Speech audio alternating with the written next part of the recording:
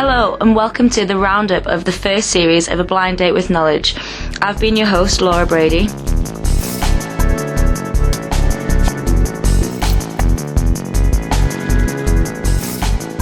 I'm joined by Stephen again, and we're going to discuss some of the things that we've spoken about in the conversations in the series. Hi, Stephen. Hi, Laura.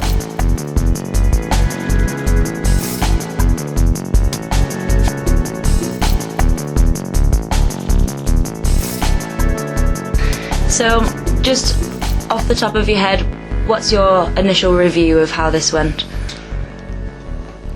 To be honest, I think it's been much more of a success than I had thought at the start. So we've exceeded the expectation. I definitely have. I didn't know how to edit anything before this, so that's one thing that's... Yeah, in fairness, it's a good point to start. It's been a real team effort from the pathology trials team. And it's been a nice journey to start in getting the message of research out there, and I think the guests on the first series really contribute some good stories and good thoughts, and people seem to be more engaged, hopefully, with research. Yeah, exactly. I think we feel really passionately about this, and certainly there's a lot of people that we'll work with that do, but I was pleasantly surprised by the reception that it's had by a few people. Yeah.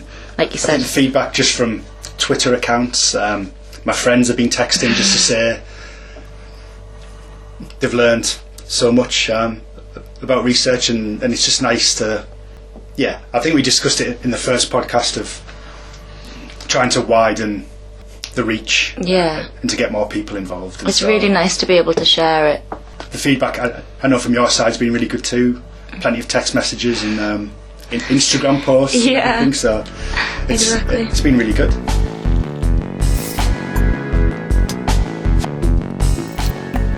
So, just to recap kind of the main topics that were covered, although I don't want to say main topics because it's all really important, the conversation, but a few points from the conversation. So the first episode that we released was about the recovery trial with Dr. Ben Prudon. So what do you think the main takeaways are from that conversation?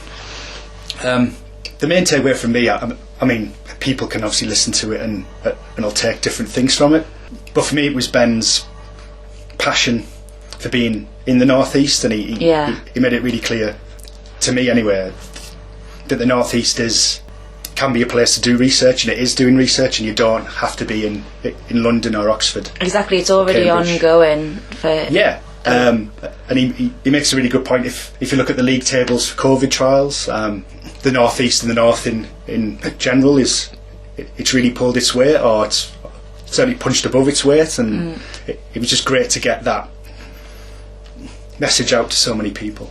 Yeah, that was a really good demonstration of the capability of what we can do here in the North, and what's already being done by people like Dr. Sarah Essex, who is the next guest. We released that in time for International Women and Girls in Science Day, and it had a big response. It certainly did. I think it's one of the things I guess we're learning on the job in terms of advertising and promoting. So being able to use certain hashtags on Twitter or certain special days. There was lots of activity on Women's Science Day, so we really tapped into that. Yeah, you're totally right. When you tap into those days and find those networks of people, the messages can be carried through many different veins. So one of Sarah's messages about being inspired by what you love, it's so true. That can be a lot of the motivation that, keeps you going towards a certain goal. And not just for women and girls, but for everybody. Yeah, Sarah's a very big believer in there's a role for anybody and everybody in research. So whether you took the journey she did through academic research or university, or you've worked your way up the clinical side of it, you can find research if you want to. And it was a really important message I think Sarah got across in her podcast.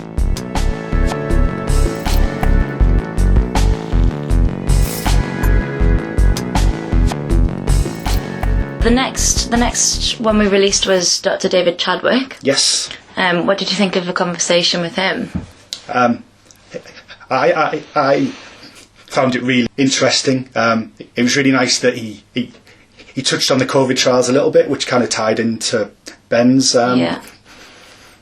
discussion, but then to talk about his own successes and research, especially in infectious diseases. And that podcast was released during HIV testing week.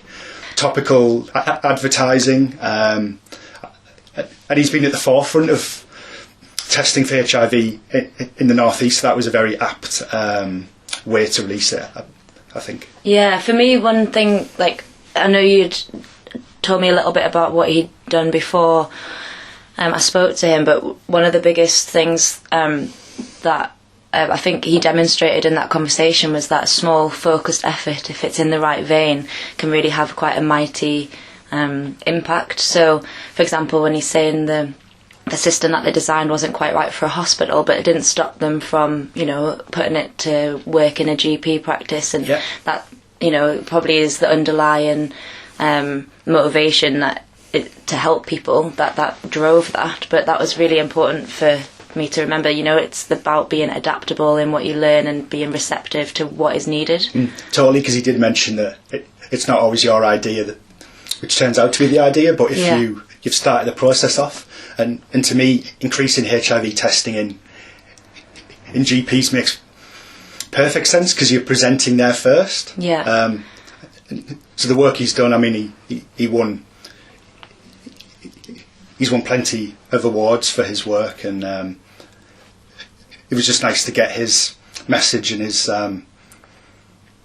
research achievements out there. Yeah, I'm glad to hear that he's won awards, because one thing that was really stark for me was the fact that this has really had an impact on so many people's lives around the region, but very under the radar in a big sense. Lots of people don't understand the benefits that's been afforded from this, but so I'm glad he's had a bit of recognition. Yeah.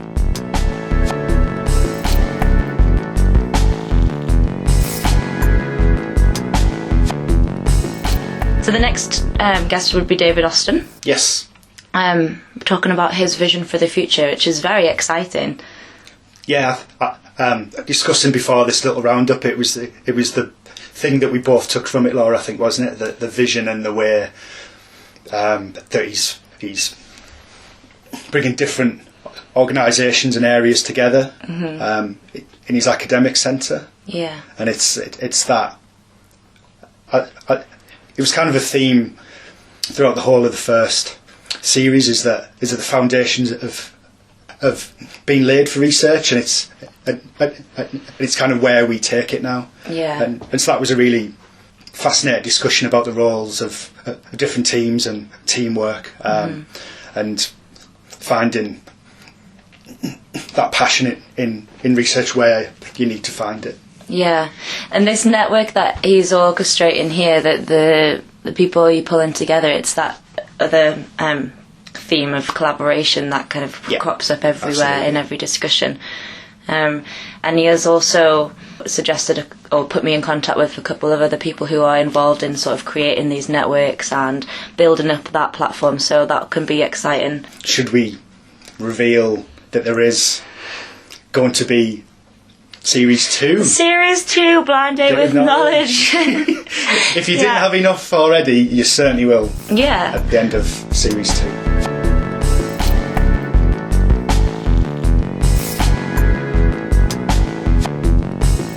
So stay tuned for another podcast in the next couple of weeks, which will introduce some of the topics and the guests for Series 2. So we won't say too much about them now. Although I think the word of the podcast has reached different organisations throughout the Northeast. Yeah, exactly. And so the range of guests will certainly be increased in Series 2. So yeah, it's very exciting. I never really thought it would go that far. I think that's why I'm surprised at the reach it's had, and it goes back to what myself and Laura discussed in the first podcast, is you take an idea and you do it, and some people need to see the results and then they get involved. And so it's nice that I think we're finally bringing people into this podcast journey and to get the message of research and our great achievements in the public domain a bit more.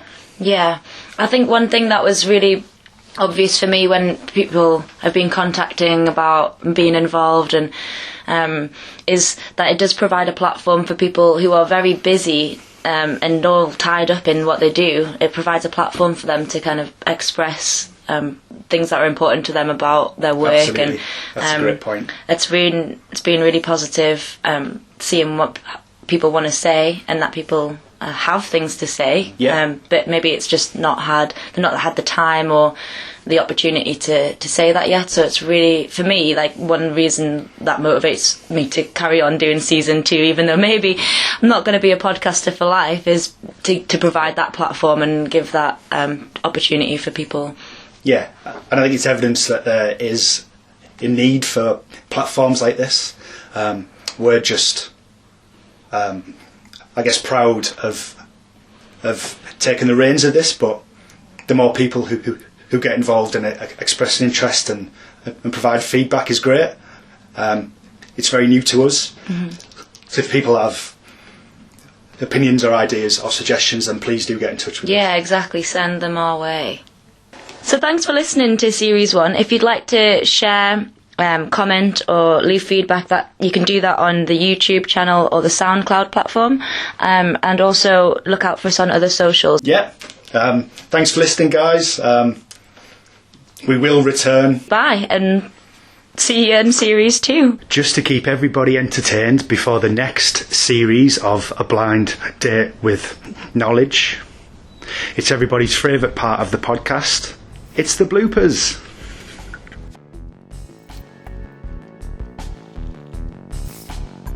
It's a great bloopers. Hi, Stephen. Hi, Laura. I'm not supposed to say that. Well, I thought it was the introduction. There'll be an introductory. Interruptory. I don't know what I'm saying. Okay, just pause for a bit. Yeah. Remember, it's on the YouTube. That's not good. Okay. I'm gonna just go again now. It'll all come together. It will. Mic drop.